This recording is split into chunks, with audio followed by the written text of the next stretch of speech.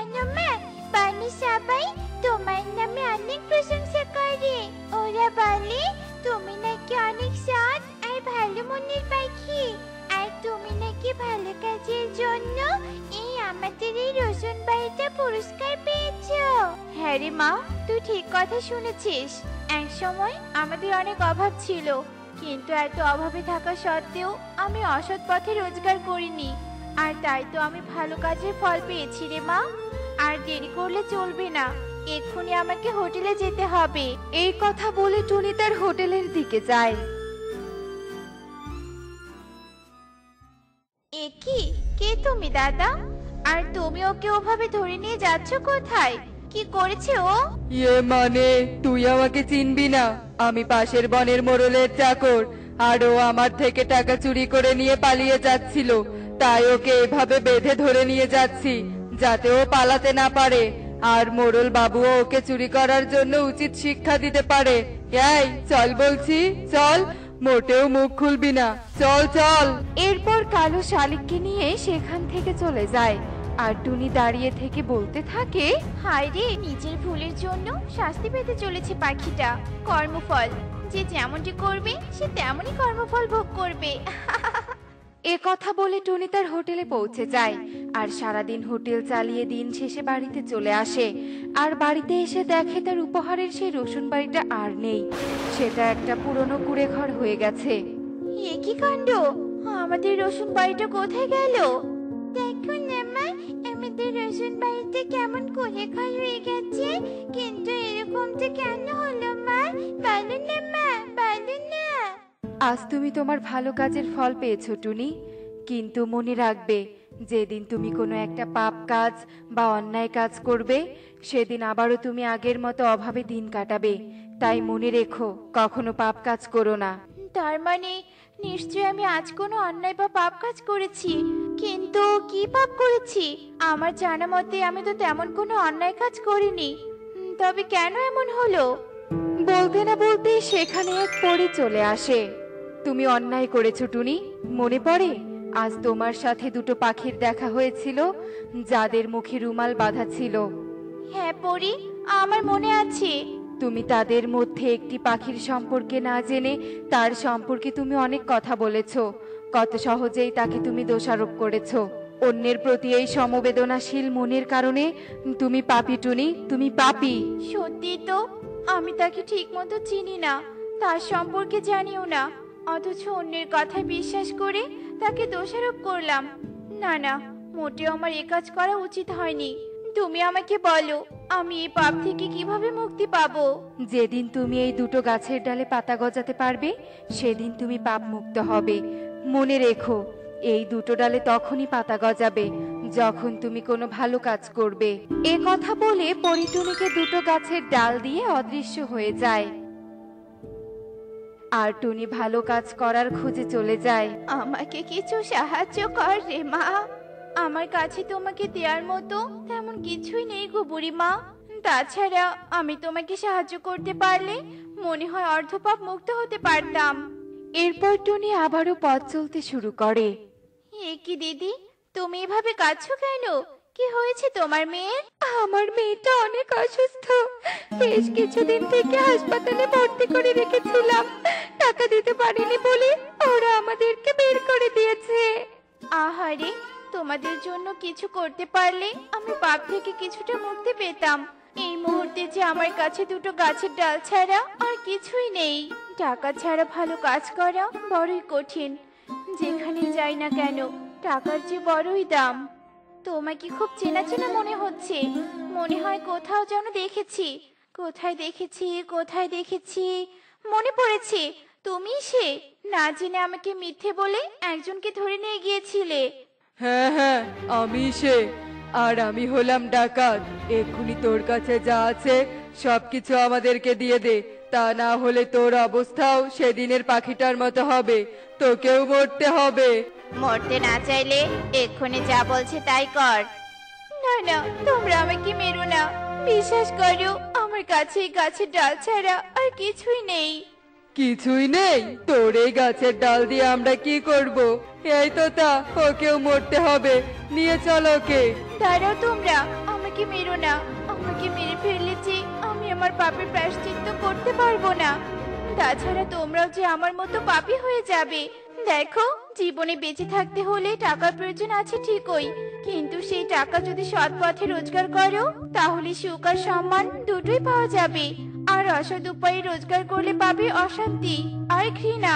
সবাই ডাকাতদের অনেক ঘৃণা করে, তাই সুন্দরভাবে বেঁচে থাকতে চাইলে ডাকাতি ছেড়ে দিতে হবে। টুনির কথা শুনে কালুর চোখ দিয়ে পানি পড়তে শুরু করে। তুই আমার মায়ের কথা মনে করিয়ে দিলি রে টুনি। একদিন আমার মা আমাকে বলেছিল আমি যেন সৎ পথে টাকা রোজগার করি, আর সেই টাকায় আমি যেন আমার মায়ের জন্য একটা বড় মাছ কিনে নিয়ে যাই, কিন্তু তা আমি করিনি। তুই আমার চোখ খুলে দিয়েছিস রে টুনি, তাই আমি এখন এই মুহূর্ত থেকে অসৎ কাজ করা ছেড়ে দিলাম। আমিও অসৎ উপায়ে রোজগার করা ছেড়ে দিলাম টুনি। চলো কালু দাদা, আমরা একটা কাজের খোঁজে চলে যাই। এরপর তোতা ও কালু মুখ থেকে রুমাল খুলে সেখান থেকে চলে যায় আর মোড়লের জমিতে গিয়ে কাজ করতে থাকে। চল তোতা, আজ আমি আর বাইরে থাকবো না। আজ আমি মাছ কিনে নিয়ে আমার মায়ের কাছে যাব, আর তুইও আজ থেকে আমাদের সাথেই খাবি। এরপর কালু ও তোতা বাজারে চলে যায় আর বাজার থেকে বড় একটা মাছ কিনে নিয়ে বাড়িতে চলে যায়।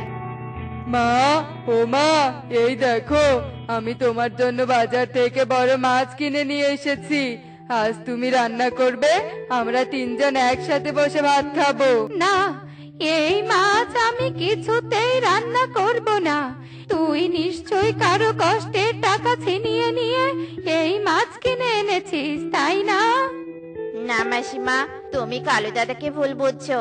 আজ থেকে আমিও কালু দাদা অসৎ উপায়ে রোজগার করা ছেড়ে দিয়ে আজ আমরা পরিশ্রম করে মাছ কিনে নিয়ে এসেছি মাসিমা। তোতার কথা শুনে কালুর মা খুশি হয়ে যায়। কি করে হলো? কে আমার ছেলেকে ভালো পথে ফিরিয়ে আনলো? যে আমার ছেলেকে ভালো পথে ফিরিয়ে এনেছে, সৃষ্টিকর্তা তার ভালো করুক। আরে, এই তো দুটো ডালে পাতা গজিয়েছে। তার মানে আমার পাপ মুক্ত হয়েছে। আমি নিজের পাপ মুক্ত করতে পেরেছি, কিন্তু কিভাবে? এরপর সেখানে সেই পরী চলে আসে আর বলে, তোমার জন্যই 2 ডাকাত ভালো পথে ফিরে এসেছে, তাই তুমি পাপ থেকে মুক্তি পেয়েছো। সেই সাথে তুমি তোমার রসুন বাড়িও ফিরে পেয়েছো। এরপর পরী অদৃশ্য হয়ে যায় আর টুনিও খুশি হয়ে বাড়িতে চলে যায় আর আবারও সে সুখেই দিন কাটাতে থাকে।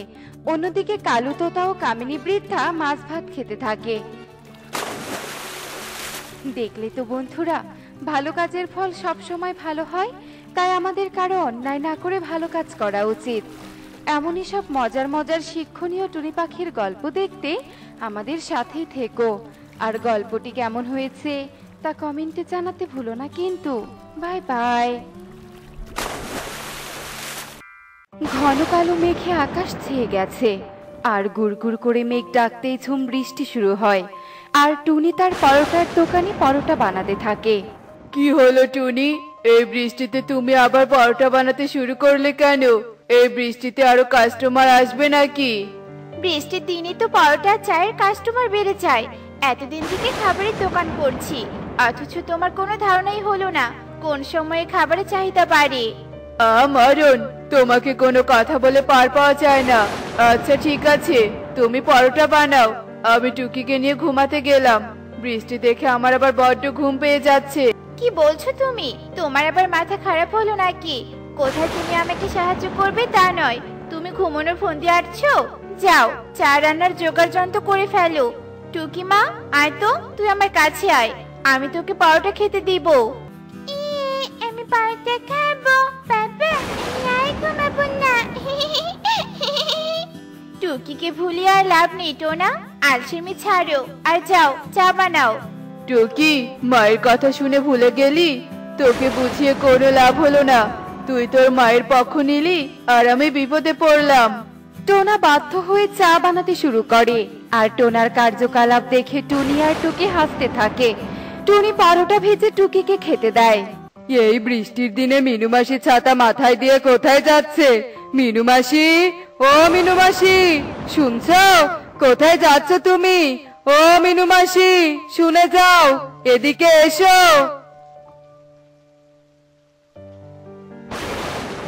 হয়েছে কালু? এমন চিৎকার করছিস কেন বলতো? চিৎকার চেঁচামেচি করা কি তোর অভ্যাস হয়ে গিয়েছে নাকি? না গো মাসি, তেমন কিছুই নয়। বৃষ্টির মধ্যে তুমি উড়ে যাচ্ছিলে বলে তোমাকে ডাকলাম। এবার বলো তো, এই বৃষ্টিতে তুমি কোথায় যাচ্ছ? মাথাটা বড্ড ধরেছে, আর বৃষ্টি দেখে পরোটাও খেতে মন চাইছে। তাই তো টুনির হোটেলে যাচ্ছি গরম গরম চা আর পরোটা খেতে। তাই বলো, আমি আরো ভেবেছিলাম কোনো গুরুত্বপূর্ণ কাজে যাচ্ছিলে নাকি। তবে টুনি কিন্তু চা আর পরোটা ভালোই বানায়। তুমি যখন যাচ্ছ তবে আমিও তোমার সাথেই যাই। এই বৃষ্টির দিনে গরম চা আর পরোটা খেলে কিন্তু মন্দ হয় না। কি খবর টুনি দিদি, আর কতক্ষণ? তাড়াতাড়ি পরোটা আর চা দাও, আমি যে অনেকক্ষণ ধরে অপেক্ষা করছি। কই টুনি দিদি? আসলে দাদা, গরম গরম পরোটা ভাজতে একটু দেরি হয়ে গেল। নাও এবার চার পরোটা খাও, খেয়ে বলবে কিন্তু কেমন টেস্ট হয়েছে।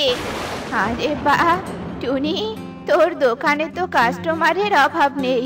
বৃষ্টির দিনেও সবাই আসছে, সব কিন্তু হচ্ছে তোর হাতের জাদুতে।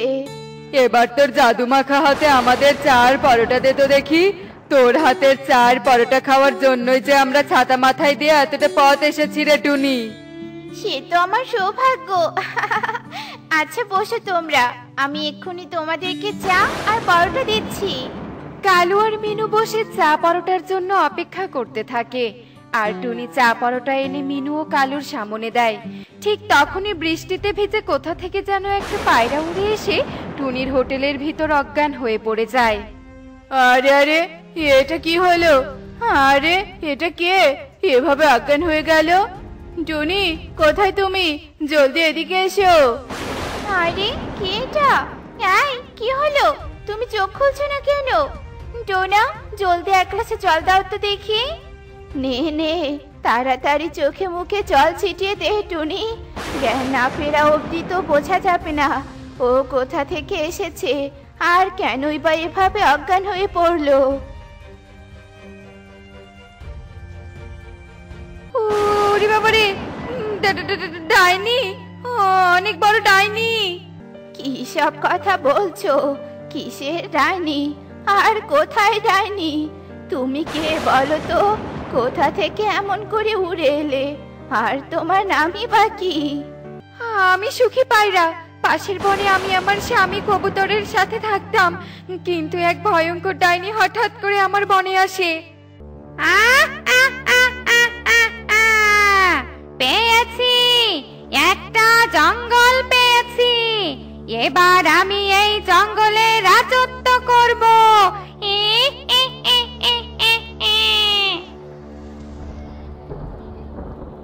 ওরে বাবারে, কি লাগলো রে? আহারে, আমার বাসাটাও ভেঙে চুরমার হয়ে গেল। আমার নতুন বাসাটা এভাবে ভেঙে গেল কেন? আমার হাওয়া লেগে ভেঙে গিয়েছে। আমি হলাম শক্তিশালী ডাইনি। আমার শরীরের হাওয়াতে বাসা ভেঙে যাবে, আর এভাবে আমার হাওয়াতে এই পুরো বন তছনছ হয়ে যাবে। বদমাস ডাইনি, তোর শক্তি বেশি বলে কি আমাদের ওপর জুলুম করবি? এই বনের সাথে অন্যায় করবি? কখনো না।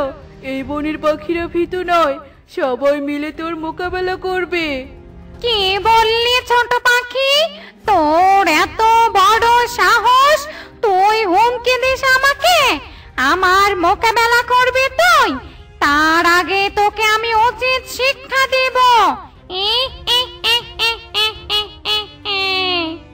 হাসতে হাসতে ডাইনি জাদু করে, আর শালিক মুহূর্তেই পাথরে পরিণত হয়। আর এই দৃশ্য কবুতর দেখতে পেয়ে ডাইনির দিকে ধেড়ে যায়। এটা কি করলি তুই ডাইনি? শালিককে এমন পাথর বানিয়ে দিলি কেন? এক্ষুনি শালিককে ভালো করে দে বলছি, নয়তো আমি তান্ত্রিককে ডেকে এনে তোকেও বন্দি করে রাখবো। আরে বাস, একটাকে শাস্তি দিতে না দিতে আরেকটা পাখি এলো। এই তোরা কি ভেবেছিস আমাকে? তোরা আমাকে ভয় দেখাবি আর আমি তোদের ছেড়ে দিব? এবার এই বনের পাখি সহ সব বাড়িঘর আমি পাথর বানিয়ে দেব।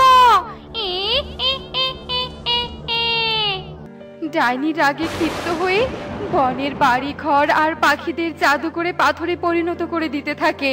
আর আমি এই বিপদে রাজ করে ওই বন থেকে পালিয়ে এসেছি। জানি না এ বনে থেকেও ডাইনির কবল থেকে বাঁচতে পারবো কিনা। ওই ডাইনি যে ভীষণ ভয়ঙ্কর, এই বনে যে ডাইনি তাণ্ডব চালাতে আসবে না তারও কোনো গ্যারান্টি নেই। তাই তো এই সুখী পায়রার কথা শুনে তো আমার এবার বড্ড চিন্তা হচ্ছে। এবার তো মনে হচ্ছে আমাদের পূর্ব প্রস্তুতি নিতে হবে। বিপদের আজ পেলে তো আর বসে থাকা যায় না। তুমি কিন্তু কথাটা মন্দ বলনি মিনু মাসি, আমাদের একটা ব্যবস্থা তো করতেই হবে। আমি বলি কি, বৃষ্টি থামলে আমরা কোনো তান্ত্রিক বাবার কাছে যাব। তার আগে সুখী, তুমি এসো তো, বিশ্রাম নিয়ে চা পরোটা খাও, শরীরে শক্তি পাবে। এরপর সুখী পায়রা বিশ্রাম নেয় আর টোনা সুখী পায়রাকে চা পরোটা খেতে দেয়। এদিকে বনের সকলে তান্ত্রিকের কাছে যাওয়ার প্রস্তুতি নেয়। বনের পাখিদের জন্য ডাইনি আসলে আতঙ্কের নাম। তবে তোরা কোনো চিন্তা করিস না, আমি তোদের সাহায্য করব। আমি তোদের হয়ে ডাইনিকে শায়েস্তা করব। তোরা শুধু আমাকে একটা নারকেল পেড়ে দে। কোনো অসুবিধা নেই তান্ত্রিক বাবা, আমি এক্ষুনি নারকেল পেড়ে দিচ্ছি। এরপর টোনা গাছ থেকে একটা নারকেল পেড়ে দেয় আর তান্ত্রিক ঈগল নারকেলের উপর জাদু করতে শুরু করে। আর ছোট্ট নারকেলটা আস্তে আস্তে নারকেল বাড়িতে পরিণত হয়। পেয়েছি, নতুন একটা বনে আমি পুনরায় আসতে পেরেছি। এবার আমি এই বনে তাণ্ডব লীলা চালাবো। একই ডাইনি, তুই কেন এ বনে এসেছিস? আর এভাবে অট্টহাসিতে বন কেন মাতিয়ে রেখেছিস? মাত্র তো অট্টহাসি শুনতে পেয়েছিস। এরপর তোরা আমার ধ্বংসলীলা দেখতে পারবি, ধ্বংসলীলা। তাই নাকি? মনে হচ্ছে তুই অনেক শক্তিশালী। তবে দেখি তোর শক্তি পরীক্ষা করব আজ। তোর যদি ক্ষমতা থাকে তবে এই নারকেল বাড়িতে ঢুকে দেখা তো। সামান্য নারকেল বাড়ি তো, এক্ষুনি ঢুকছি আমি। হাসতে হাসতে ডাইনি ধোঁয়ার কুণ্ডলিতে পরিণত হয় আর নারকেল ঘরে ঢুকে পড়ে। অমনি তান্ত্রিক ঈগল জাদু করে নারকেল ঘরের দরজা জানালা অদৃশ্য করে নারকেল বাড়িকে আস্ত নারিকেলে পরিণত করে দেয় আর ডাইনি বন্দী হয়ে যায়। দেখলে তো বন্ধুরা, বিপদের আঁচ পেলে পূর্ব প্রস্তুতি নিলে কিভাবে বিপদ থেকে রক্ষা পাওয়া যায়। তাই আমাদের উচিত সম্ভাব্য বিপদের পূর্ব প্রস্তুতি নেয়া। এমনই সব মজার মজার শিক্ষণীয় টুনি পাখির গল্প দেখতে আমাদের সাথেই থেকো। আর গল্পটি কেমন হয়েছে তা কমেন্টে জানাতে ভুলো না কিন্তু। Bye bye.